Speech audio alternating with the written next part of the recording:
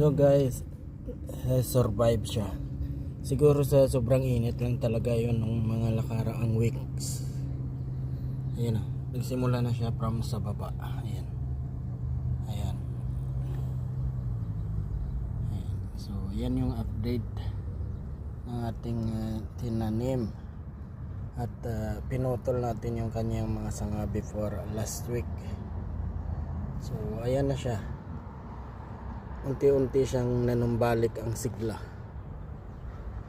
Ang sigla at saya ng kanyang buhay. Ayan. So isang linggo, 2 linggo pa mapakinabangan na natin ulit to. Marami-rami na rin ulit. So yun lang guys ang update. Yun lang pala ang purpose, dapat siyang putulan. So ayan na siya. Kailangan na siyang putulan